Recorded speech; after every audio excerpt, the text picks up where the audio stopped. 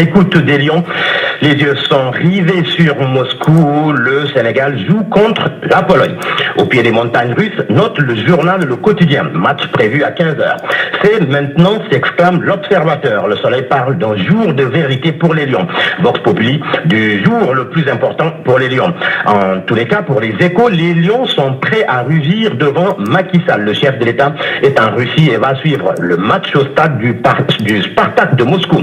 Et les propos de l'entraîneur sont rassurants. L'entraîneur des Lions et sont mis en exergue par le journal Le Quotidien, l'Observateur, le journal Le Quotidien et l'Observateur. Vous verrez la meilleure équipe du Sénégal avec beaucoup de détermination et surtout sans complexe. Record qui titre les Lions à l'assaut des aigles blancs retient les propos du coach des Lions qui n'a qu'une chose en tête, bien rentrer dans la compétition.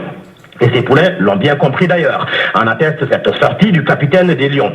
Pour Cheikhou Kouyaté, Sénégal-Pologne, c'est leur première finale. Et qui pour la jouer? L'Observateur, Assader, annonce Cheikhou Kouyaté et Diafra Sakho sur le banc. Alfred Ndiaye et Mame Biram Diouf titulaires. Le 11 probable selon l'Observateur, qui n'est pas catégorique pour le poste de gardien. Khadim Ndiaye ou Abdoulaye Diallo. Lamine Gassama, Salif Sané, Kalidou Koulibaly, Youssouf Sabali, Idrissa Gana Gueye, Alfred Ndiaye, Sadio Mané, Mbaye Niang, Ismaïla Sarr, Mame Biram Diouf. Et pour les doper et les pousser à la victoire, Stade n'a pas trouvé mieux que de s'exclamer « Faites-nous rêver ». La cloche sonne « Rendez-nous fous ». Pas que ça, soyez plus saouls que les Polonais. C'est l'autre son de cloche. Sucré salé dans le quotidien s'y met aussi. Cela au regard de la déconvenue des quatre autres représentants de l'Afrique en Russie.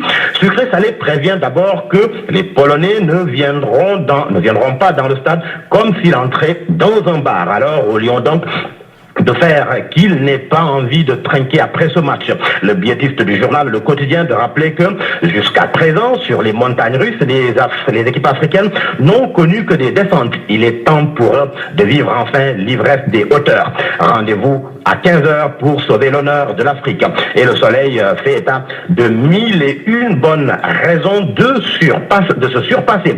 L'autre actualité, c'est l'adoption par l'Assemblée nationale hier du projet de loi portant révision du code électoral. L'Assemblée donne corps au parrainage selon Sud Quotidien qui annonce que l'opposition va marcher le 13 juillet. Le journal Enquête évoque également le vote de la loi portant révision du code électoral. La majorité parraine Macky selon le quotidien Enquête. Après le vote le 19 avril dernier de la loi sur le parrainage, l'Assemblée nationale a adopté hier la loi portant révision du code électoral par 111 voix pour et 14 contre. Querelles, invectives et injures ont rythmé la plénière. L'opposition dans la rue le 13 juillet prochain, c'est ce que confirme en tous les cas le quotidien Enquête. Pendant ce temps, le journal Source A met à sa une deux photos de patrons de presse, Sidi Lamine Niasse et Bougane Gueye Dany. La liaison suspecte selon le quotidien Source A qui nous fait savoir que respectivement président, directeur général de Walfadjri et de D-Média, les deux patrons de presse posent depuis quelque temps des actes qui méritent que l'on s'y attarde. On ne peut plus pour en comprendre les tenants et aboutissants. Et le journal Tribune donne la parole à un avocat, Maître Moussa Sarr. L'avocat parle du dialogue politique, des ressources naturelles du Sénégal, de la situation politique, de l'affaire Imam Daou, du procès Khalifa Sall. Le quotidien Tribune titre ce matin à sa une, Maître Moussa Sarr à la barre.